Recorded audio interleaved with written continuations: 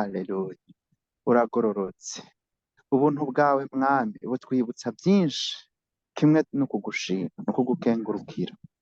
Ubwizigirwa bwawe ukutwizera mana, ukaturongora iminsi yose na hose, tukaza imbere yawe, tukaza ku birenge byawe, tugahwekera aho mu bwiza butangaje. Mana yacu mwami wanje, none rero turi kumwe natwe kandi twizeye ko utwumva, dukundire tukwereka abagiye kutugaburira n'ibikoresho byawe.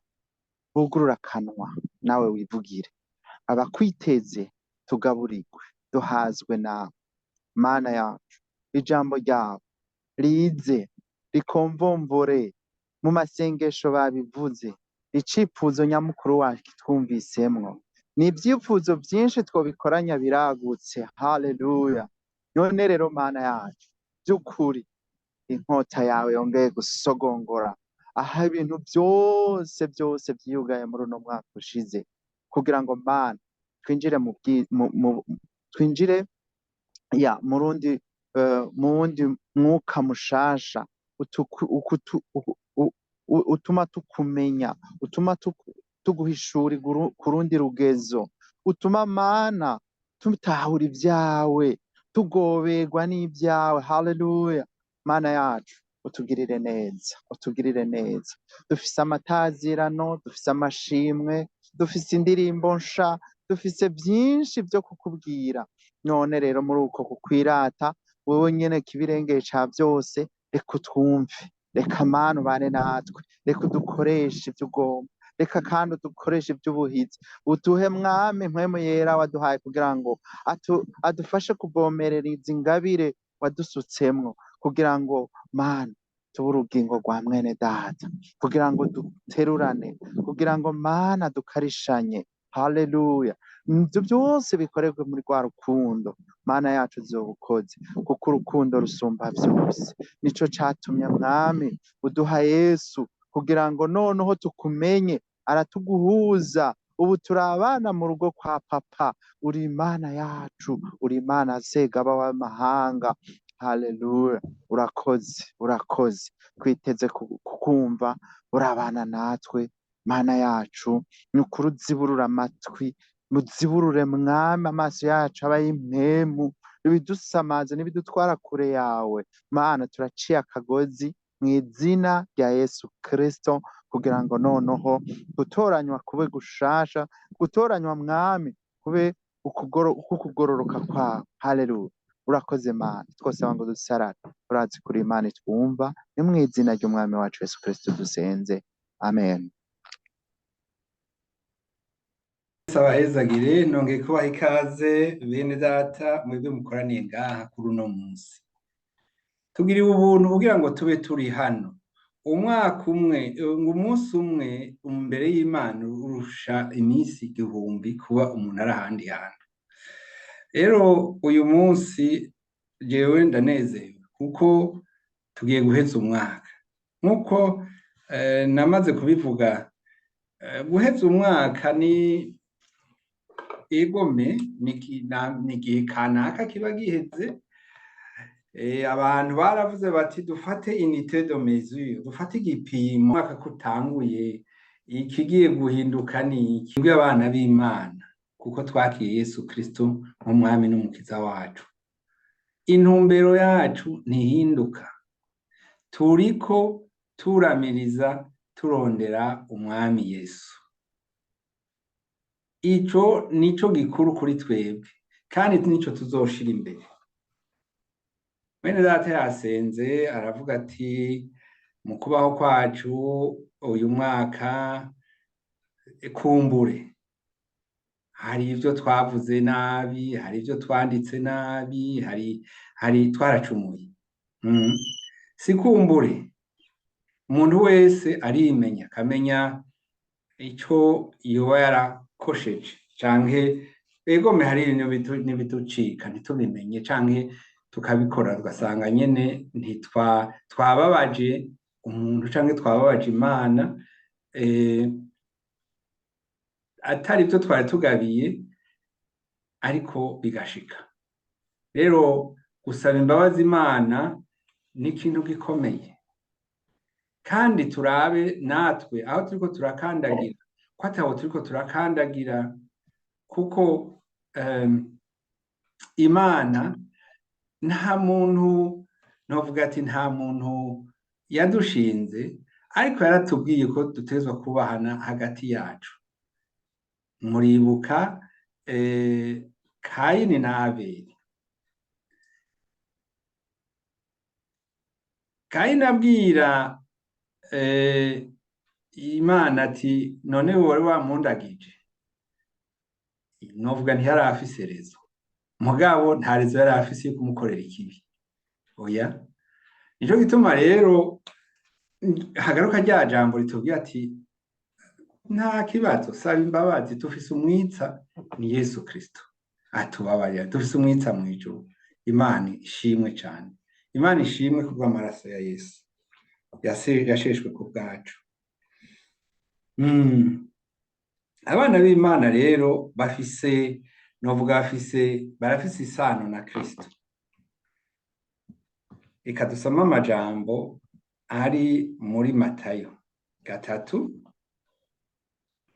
Matayo 3 kuva ku murongo Matayo 12, Matayo 12 kuva ku murongo wa 46. Yesu baramubajije, baramubwiye, ngenda hasome,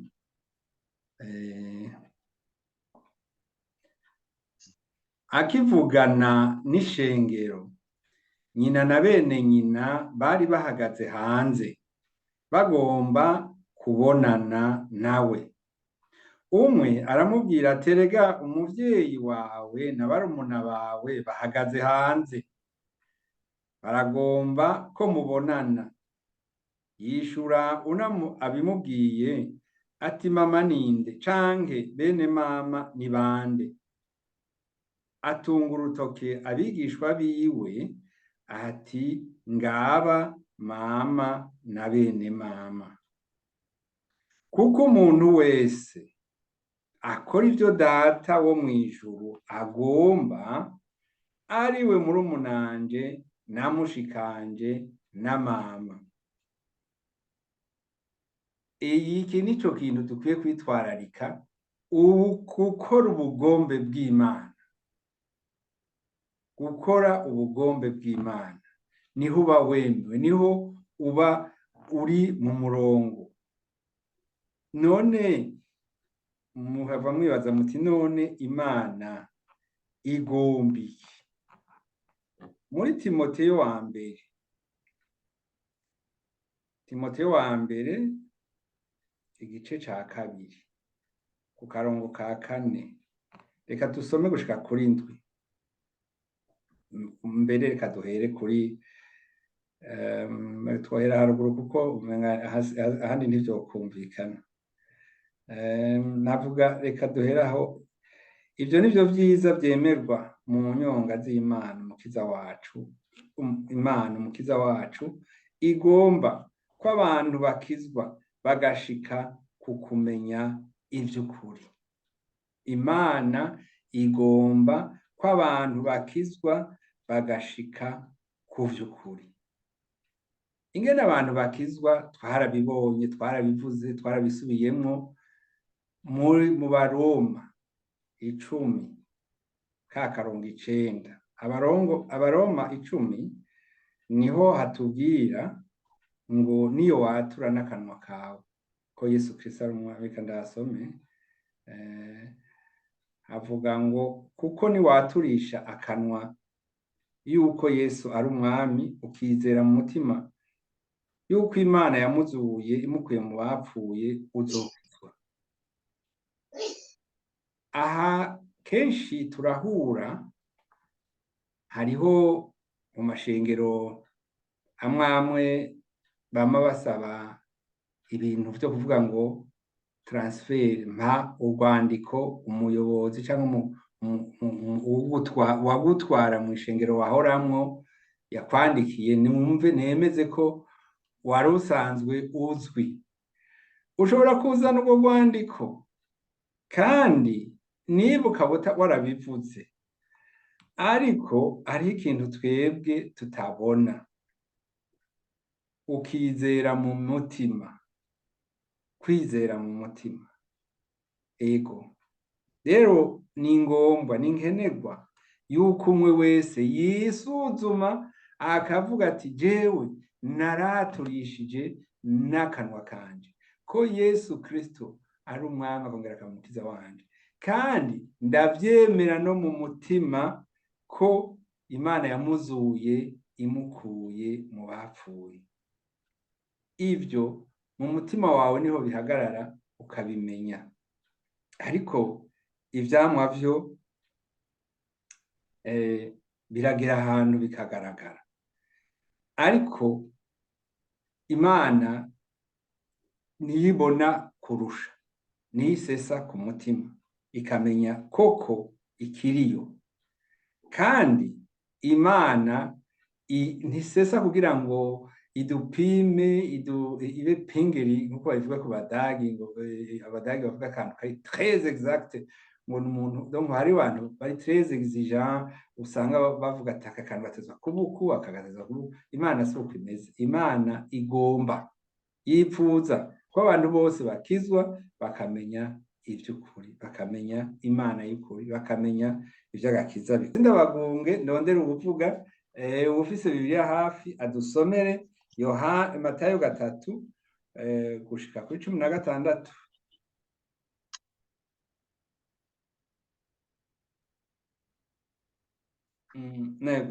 Matayo 3:7 gushika kuri 16.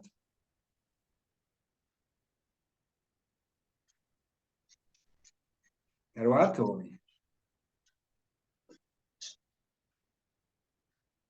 rya Yesu abonye benshi bo mu bafarisayo no mu basadukayo bazanywe no kugira ngo ababatize, arababaza ati mwa bana b'inzoka mwe, ninde yababuriye ngo muhunge uburake buzoza? Nuko mwami imbuto zikwiranye no kwihana, mwoye kwiyumvira mu mitima muti dufise Aburahamu niwe sogokuruza. Ndababwire yuko aya mabuye Imana ishobora kuyavyuramwo abana ba Aburahamu. Ariko incabiti igenekerejwe ku bitsina vy'ibiti. Nuko rero igiti cose kitama ivyiza kiracibwa kigatererwa mu muriro. Nukuri niho ndababatiza mu mazi ngo mwihane, ariko uzoza hanyuma yanje andusha ubushobozi, ntibibereye no kumutwaza inkweto. Uyo azobabatiza muri mpwemu yera no mu muriro. Urutaro rwiwe ruri mu kuboko kwiwe, kandi azokubura imbuga yiwe neza, yimburira ingano ziwe mu kigega, maze umuguruka awuturire mu muriro utazima.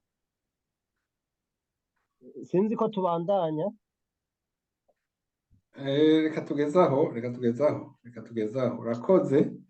Ego ni ukuvuga ikintu ijambo rikomeye hano twahabonye nuko iyo avuga ati none rero mwabatijwe mugabo nimukore nk'uko bimeze.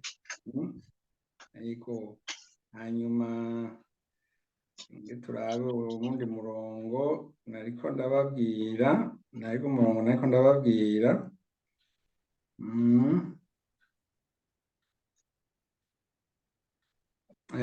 Ego Imana yacu ikora ibintu bitangaje. Imana niyo iduhindura. Nababwiye ngo ukora wese ivyo data agomba wo mw'ijuru niwe azokizwa. Igihe mpwemu yaza ku ntumwa wa munsi wa Pantekote, Petero yaratanze ubutumwa, arigisha ijambo ry'Imana, arabasigurira, abantu barajorerwa, baravuga bati bagiye bafatwa n'ubwoba, barabaza Petero bati none dukora iki? Petero arabishura, ivyo biri mu Vyakozwe n'Intumwa 2 hariya 38, avuga ati nimwihane umuntu wese muri mwebwe abatizwe mu izina rya Yesu Kristo, mubone guharigwa ivyaha vyanyu, kandi muzohabwa ingabire ariyo mpwemu yera. Umuntu wese rero abatizwe, iki kintu turagihagararako kandi twaranakivuze ejo bundi, kuko ni nk'urufunguzo Imana yatanze. Igume twarumvise ko hari abigeze kuba baronka mpwemu yera ariko batabatijwe, ariko kandi naho byari byashitse barabatijwe kugira ngo bubahe ico gikorwa canke bashitse ibikeneye gushitswa. Aha nyene mu Vyakozwe n'Intumwa, Yesu niwe yari yarivugiye ati ariko muzohabwa ubushobozi, mpwemu yera niyabazako, muzoba ivyabona byo gushingira intahe i Yerusalemu n'i Yudaya hose n'i Samariya no gushitsa ku mpera y'isi. Utagira mpwemu yera muri we wagukoreramwo nta ntahe woshinga, ariko uwo mpwemu yera uzomuhabwa no kwizera, uzomuhabwa no kwatura, ugakora ibiroranye imbere y'Imana. Nuko rero aha twumvise iki? Gukizwa, kwihana, kubatizwa, guhabwa mpwemu yera, gushinga intahe no gushika ku mpera y'isi. Aha twebwe Imana yaratutambukije, yitugira, mbega novuga ngo iki, yaratwunguruje, turi muri iyi faze ya nyuma, gushinga intahe ku mpera y'isi. Rero murabizi ntitwari beza kurusha abandi, ariko Imana yaraturobanuye, iradushikana ati jewe ndabona ko aba ndabajanye ngaha. Kera nkiri umwana hari umubanyi yahora akunda kuza iwacu, agaca ambwira iwacu hari ahantu hamera ibitoke ico gihe, agaca ambwira ati ahaye harakwiye ko tuhatera igitoke tukagitera. Yaba yahabonye akavuga ati kandi ivyo bitoke vyarabaye vyinshi birakura. Aha Imana yaduteye niho igomba ko tumera, niho igomba kuduhera intabire, niho igomba ko dutera tuja imbere. Ego Imana yaravuze ibwira Abisirayeli ati kubera mwakoze ivyaha vyinshi, ariko nzobashiramwo umutima mushasha. Inge twarabe ni muri Ezekiyeli 36. Ezekiyeli 36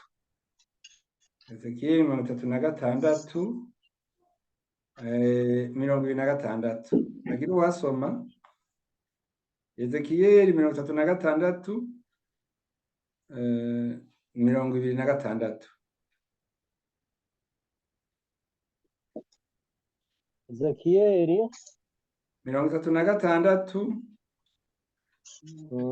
26. dusome mu izina rya Yesu. Ezekiyeli 36 kuri 26 haravuga ngo kandi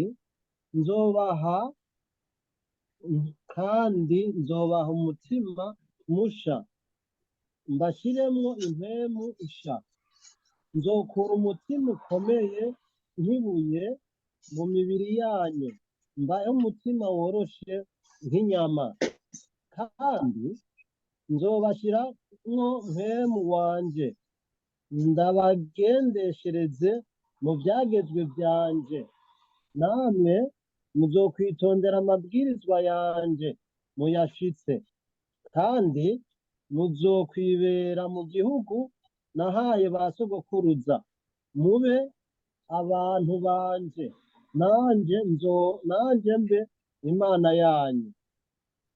Amen. Turabandanya. Reka tugeze aho. Imana rero hari ibintu mbona amenga bigenda bisa. Ngaha ugiye kwa muganga ukavuga uti ngomba, bakakupima, barashobora kukubwira ati twabonye yuko ukeneye yuko tukubaga. Kugira ngo tukubage uremera, turinda kudusinyira ngaha. Ku Mana yacu naho nyene nuko ugomba kuronka umutima mushasha. Ego emerera Imana kugira ngo iwugushiremwo. Yesu abahezagire. Ngo tugarutse ku ijambo ko ryatanguye, ngo umuntu wese akora ivyo Data wo mw'ijuru agomba niwe azokizwa. Ego nuko rero muri uyu mwaka twinanate dukore ivyo Imana igomba, nayo ntizobura kuduha umutima mushasha nyambuye musha. Yesu rero abahezagire. Yaraye majambo Imana yasize ku mutima, akaba ariyo nshoboye kubashikiriza no munsi. Yesu abahezagire. Mana uhoraho, Mana nyine icubahiro, turagushimiye. Turagushimiye kubw'urukundo rwawe. Turagushimiye kuri aya majambo adufasha kandi akatwubaka. Wavuze ko ugomba kutugirira ivyiza. Wavuze ingena aho inzira aho bica. None rero Mwami wo mw'ijuru, turaje imbere yawe. Turakwinginze ngo uze mu bugingo bwacu Mana. Egome turagora natwe kandi tukaba twigoye, kuko utabugishikije ivyo wagambiriye gushitsa. Mana yo mw'ijuru, turashabiye umwe wese hano ngo ivyo wagambiriye kumushitsako bize biranguka uyu mwaka. Mana yo mw'ijuru, ivyatubera intambamyi uvyigize hirya, mw'izina ry'umwami wacu Yesu Kristo. Ndakweretse ababene Data uno munsi bahevye ivyo barimwo bakaza. Mana ubibakorere, bigaragare kuri bo, babibone Mana. Egome turakweretse n'abandi bene Data no munsi batari kuri rino rubuga. Bamwe barafashe ingendo, barabitubwiye, abandi bafise imvo zabo, ariko urabakunda bose. Bose Mana ubagiriye neza, ubatabare kugira ngo Mana bashike mu rwego rwo gukora ubugombe bwawe, kuko wadushikanye aho udutera kugira ngo dukure, tuvomere, durangure, dushikane ico wipfuza ko dukora. None rero wakoze, mu izina ry'umwami wacu Yesu Kristo savye kandi nizeye. Amen. Amen. Amen. Amen. Yegome Yesu abahezagire kubwira ijambo. Burya riguma rigwa hahandi nyene kugira umwete. Numva Imana yaduhaye intumbero y'uyu mwaka tugira twinjiremo. Ni gira umwete, ngira umwete wo kwirondera.